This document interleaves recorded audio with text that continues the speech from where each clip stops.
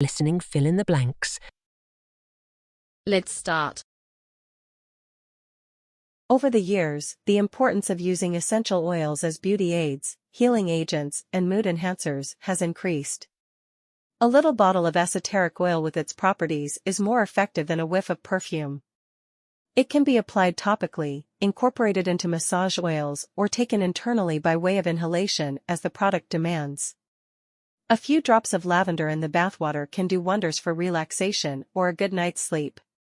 If used correctly, ethereal oils can create an emotionally balanced life.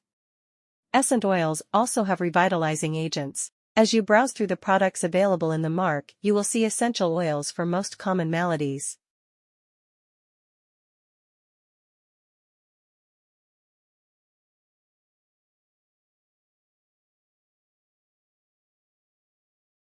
Trip arrangements revolved around basic needs for the pilgrim such as food, accommodation and planning the itinerary covering places of worship. In the 18th century, however, a new form of tourism emerged, converting community-driven activity into a personal experience. Europe, Italy in particular, emerged a popular tourist destination among lovers of art and culture. The historical and archaeological sites, paintings and sculptures are a great attraction even today. Places of tourist interest began to mark their importance as learning centers. Also, people became aware of the health benefits of living in a clean natural environment, even if it was for a short vacation. Tourists traveled to exotic European locations on sabbatical, the much-needed break from work. The clean air of the mountains and fresh spring waters in rural locations drew many urban visitors.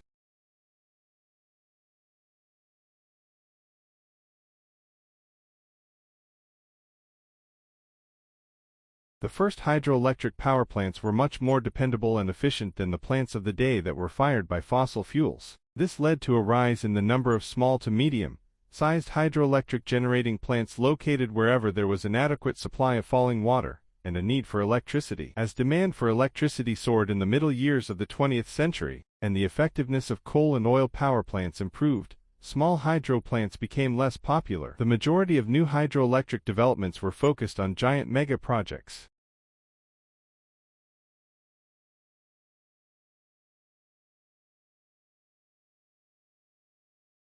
The much-publicized pronouncement by painter Paul Delaroche that the daguerreotype asterisk signaling the end of painting is perplexing because this clever artist also forecast the usefulness of the medium for graphic artists in a letter written in 1839. Nevertheless, it is symptomatic of the swing between the outright rejection and qualified acceptance of the medium that was fairly typical of the artistic establishment.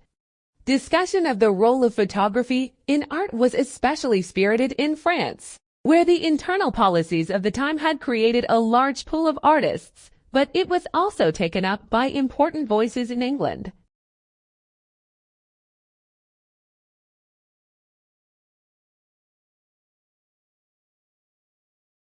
Another issue is at stake here. Statistics are not the only concept people use when weighing up risk. Human beings, subtle and evolved creatures that we are, do not survive to 80 years, and tend simply by thinking like pocket calculators. A crucial issue is the consumer's choice. In deciding whether to pursue the development of new technology, the consumer's right to choose should be considered alongside considerations of risk and benefit. Clearly, skiing is more dangerous than genetically modified tomatoes. But people who ski choose to do so. They do not have skiing thrust upon them by portentous experts of the kind who now feel they have the right to reconstruct our crops. Even with skiing, there is the matter of cost-effectiveness to consider. Skiing, I am told, is exhilarating. Where is the exhilaration in GM soy?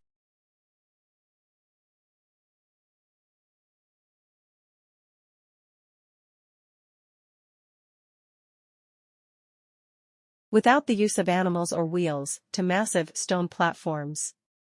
The identity of the Moai builders was in doubt until well into the 20th century. Thor Heyerdahl, the Norwegian ethnographer and adventurer, thought the statues had been created by pre-Inca peoples from Peru. Best-selling Swiss author Erich von Däniken believed they were built by stranded extraterrestrials. Modern science, linguistic, archaeological, and genetic evidence has definitively proved the Moai builders were Polynesians, but not how they moved their creations. Local folklore maintains that the statues walked, while researchers have tended to assume the ancestors dragged the statues somehow, using ropes and logs.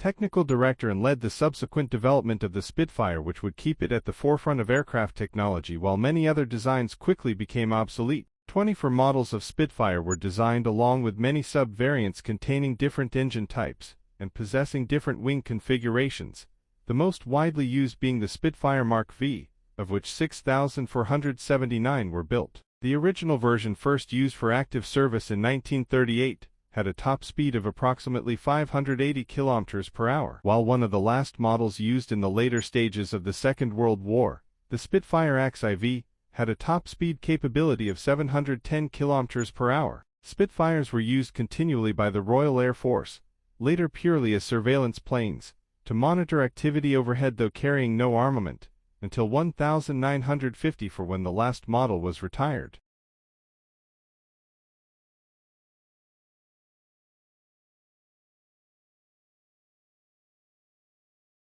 Most of the world-scale pulp mills in Scandinavia and North America have modernized their operations, outlaying substantial amounts to improve production methods. Changes in mill design and processes have been aimed at minimizing the environmental effects of effluent discharge, while at the same time producing pulp with the whiteness and strength demanded by the international market. The environmental impetus is taking this industry even further, with the focus now on developing processes that may even eliminate wastewater discharges. But the ghost of the old mills continues to haunt industry today. In Europe, companies face a flood of environment-related legislation. In Germany, companies are now being held responsible for the waste they create.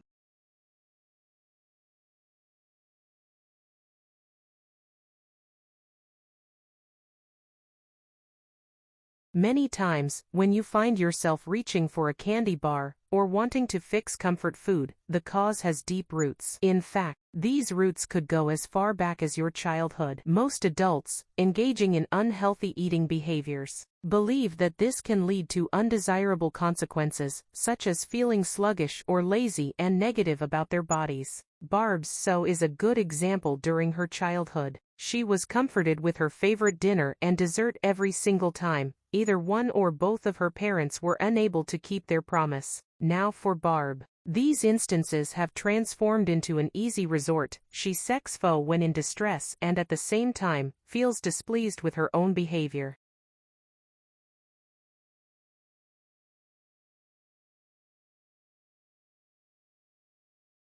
Preliminary goals to help against emotional eating involve behavioral changes and read.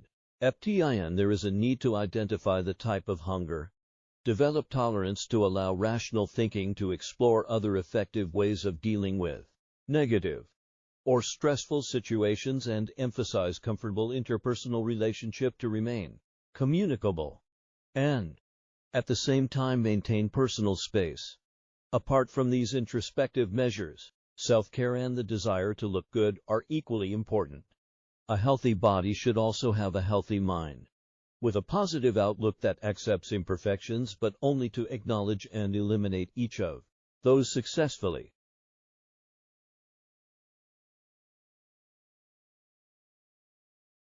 Like, share, subscribe the channel, and press the bell icon for further updates.